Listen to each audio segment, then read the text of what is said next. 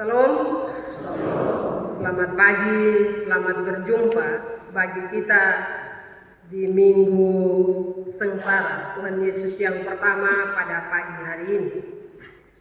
Bapak, Mama, saudara-saudari yang saya kasihi dalam Tuhan, tema yang akan kita renungkan bersama pada pagi hari ini yaitu pengampunan yang membebaskan. Pengampunan yang membebaskan. Bapak, Mama, saudara-saudari yang saya kasihi dalam Tuhan, kita hidup di dunia ini sebagai manusia. Saya percaya bahwa kita semua tidak terlepas dari beban. Ada banyak beban kehidupan yang ada di pundak kita masing-masing. Saya mau tanya satu pertanyaan. Menurut Bapak, Mama, beban yang paling berat itu beban apa? Saya butuh jawaban.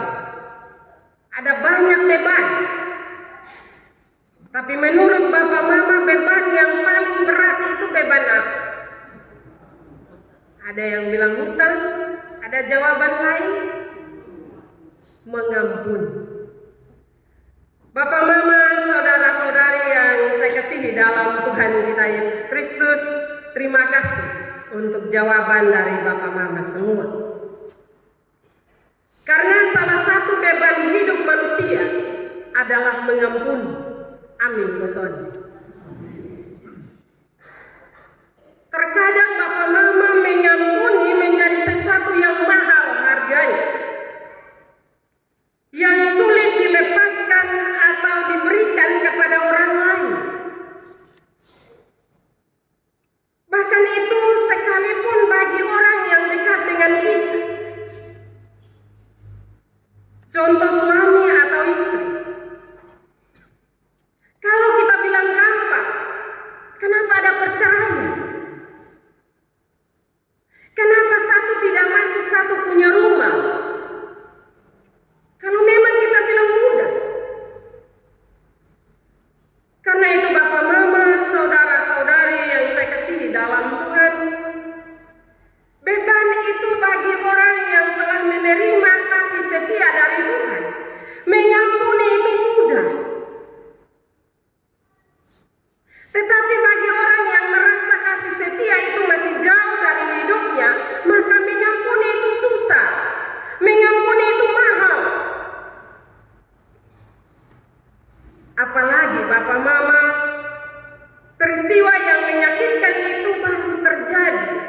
Jangan korek Bapak, Mama. Itu lumapi kalau sejud dari depan pintu sana sampai di muka jadi akan balik belakang. Bapak, Mama, saudara-saudara yang saya kasihi dalam Tuhan kita Yesus Kristus. Padahal kita rasa dalam hati bahwa luka hati yang terlalu lama buat hati kita atau perasaan kita tidak bebas, tidak luwes. Perasaan kita seperti dipenjara atau dibatasi oleh orang itu atau oleh masalah itu.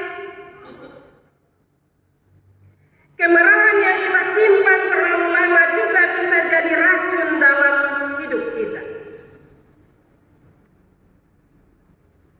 Terutama dalam kehidupan rohani kita.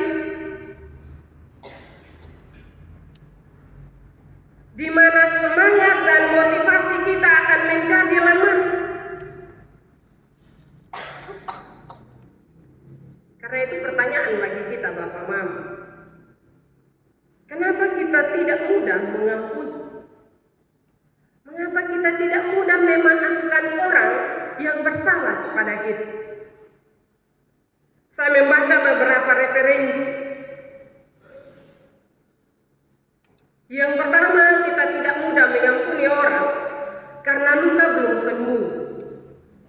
Kita merasa bahwa kata-kata orang itu membuat kita luka. Dan kita merasa bahwa itu luka belum sembuh. Bagaimana pendeta harus memaafkan dia, sementara tadi dia caci maki beta. Ini manusia ini. Beta bukan Tuhan. Kita merasa bahwa kata-kata itu benar-benar melukai hati kita.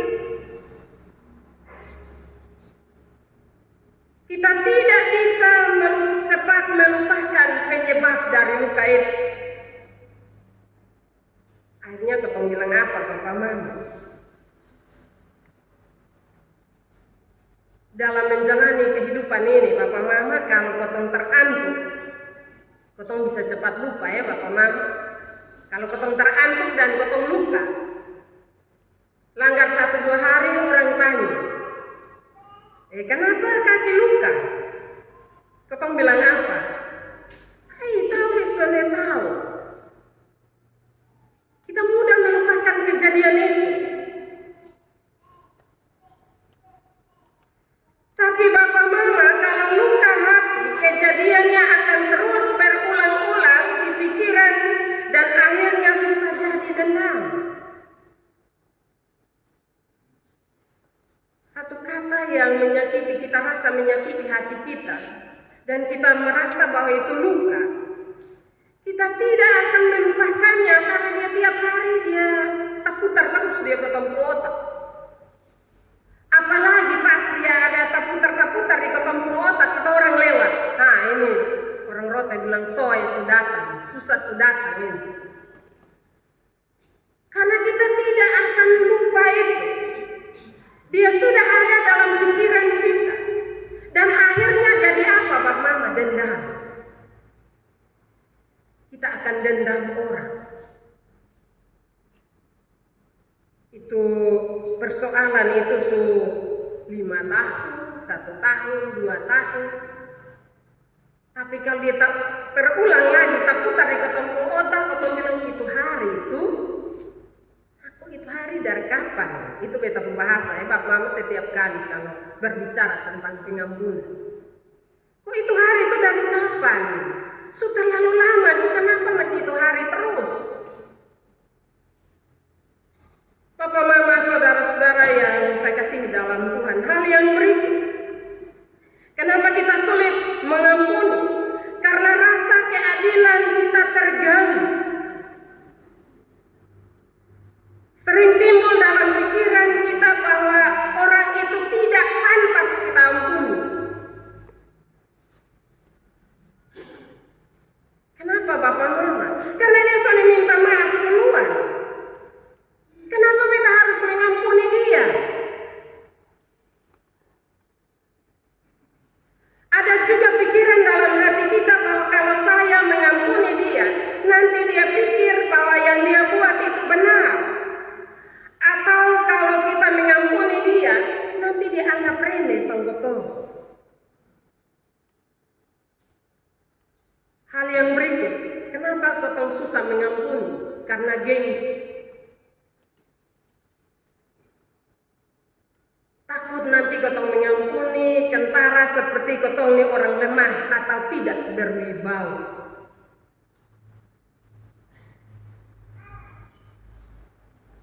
Bapak Mama, saudara-saudari yang saya kasih dalam Tuhan kita Yesus Kristus.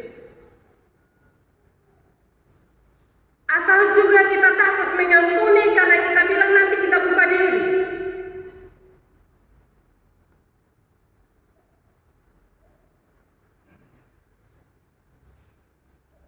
Bapak Mama, saudara-saudari yang saya kasih dalam Tuhan kita Yesus Kristus. Kadang-kadang orang yang tersakiti merasa aman dengan identitas dirinya sebagai pihak yang terluka. Ini justru soal Bapak Mama. Dan takut kehilangan identitas itu. Ini kira-kira beberapa alasan kenapa kita sulit mengampuni. Mengampuni itu tidak saja dari diri kita yang menyakiti orang lain, tetapi juga orang lain terhadap diri kita. Kita merasa nyaman. Kasih tinggal, kita melihat dia bertahan sampai kapan. Nah, kalau pikiran-pikiran itu menggerogoti kehidupan kita atau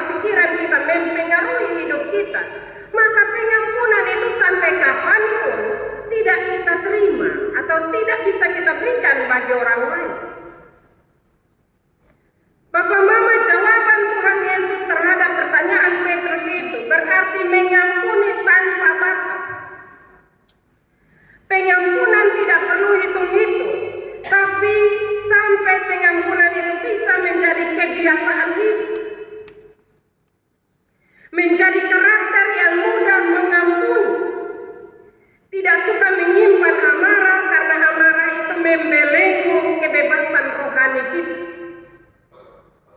Karena Matius pasal 5 ayat 23 hingga ayat yang ke-24 bilang begini, Bapak Mama, kalau mau mempersembahkan sesuatu tapi ada sesuatu yang mengganjal di hati saudaramu, maka tinggalkan dulu persembahan itu di depan mezbah dan pergi berdamai dulu dengan saudaramu.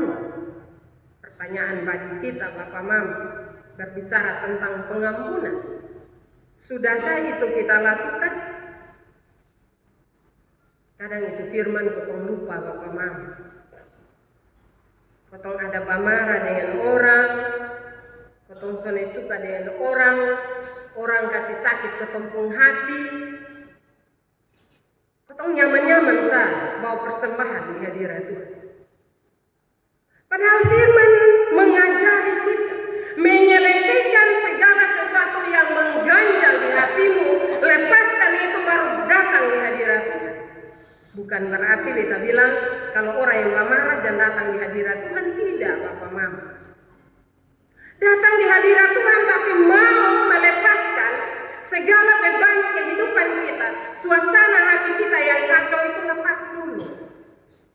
Sehingga ketika kita ada di hadirat Tuhan, kita datang dengan hati yang penuh ucapan syukur. Kadang ketong bawa persembahan Bapak Mama di hadirat Tuhan, tapi ketong pun hati ini, diisi dengan beban hidup terlalu banyak. Baru ketong bilang begini, tunggu besok bawa nasa, nanti baru ketong lihat. Ini justru soal Bapak Mama. Kita bawa nasa bukan hukum orang, tapi kita bawa nasa bebaskan diri kita supaya Tuhan membebaskan diri orang yang kita benci atau orang yang menyakiti hati kita. Karena itu Bapak Mama, firman Tuhan pada pagi hari ini, ketika kita punya soal, boleh bawa nasa. Tetapi sebelum kita maju ke depan, bebaskan itu beban. Tuhan, beta orang yang bersalah, tapi beta mau bawa persembahan, beta mau bawa beta punasa.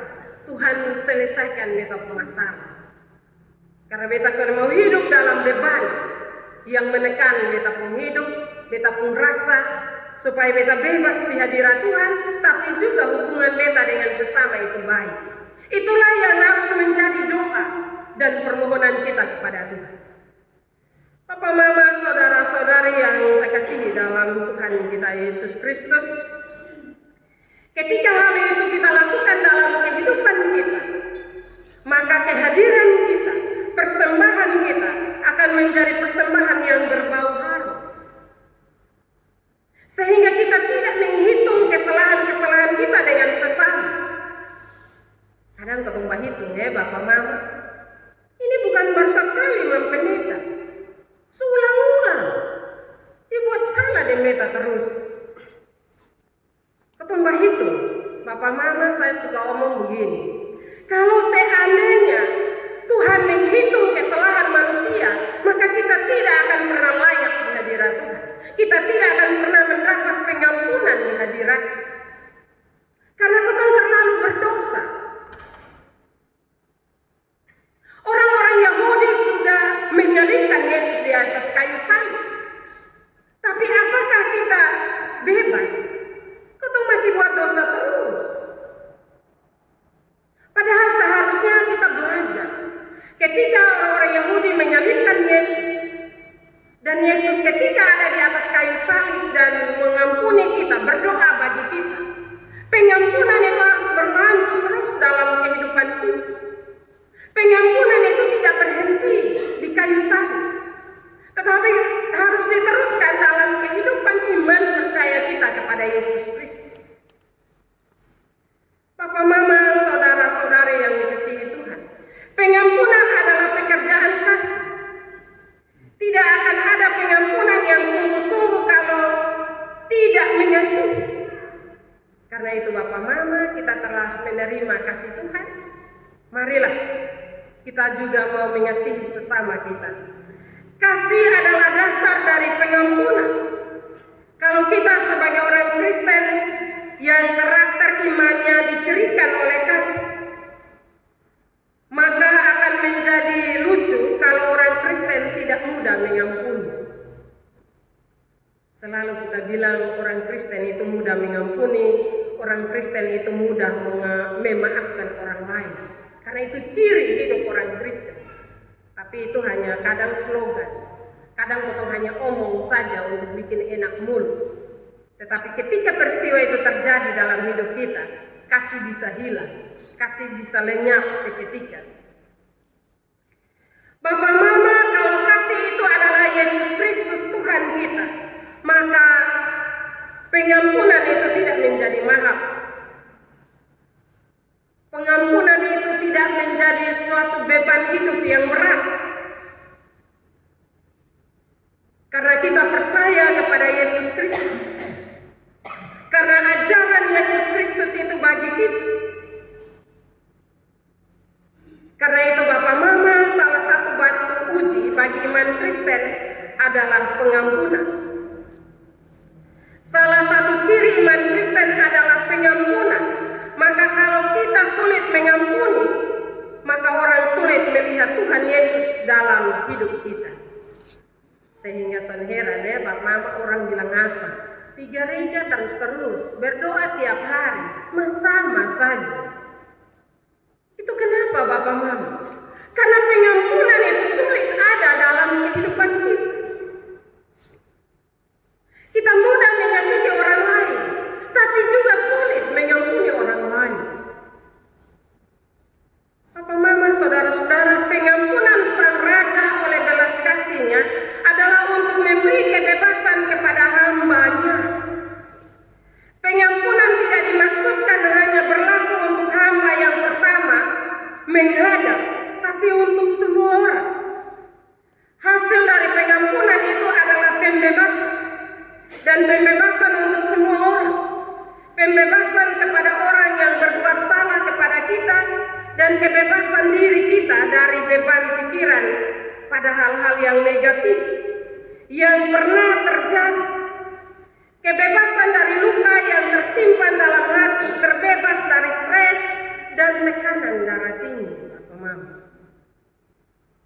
Karena itu sekali lagi Tuhan Yesus menghitung jumlah 70 kali 7 kali agar kita tidak menghitung jumlah pengampunan yang sudah kita lakukan, tapi menjadikan pengampunan dan pembebasan sebagai kebiasaan atau gaya hidup orang Kristen. Tuhan yang punya hak mengadili dan menghukum. Kita tidak berhak menghukum dan mengutuk orang lain, tetapi mengampuni.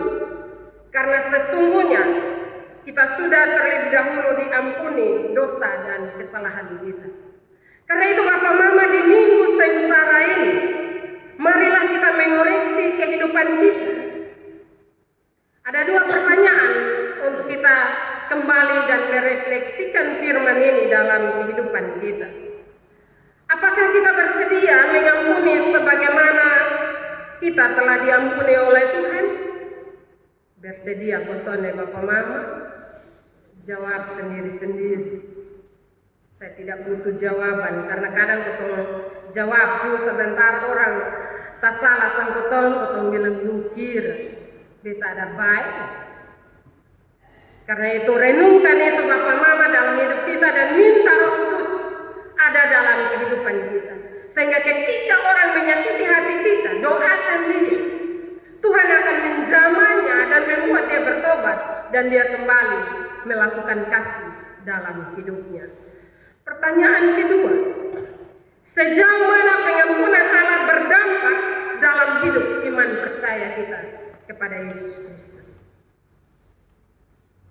Apakah Bapak Mama pengampunan yang Tuhan Yesus kerjakan bagi kita sebagai umat punya dampak tidak dalam kehidupan iman percaya kita?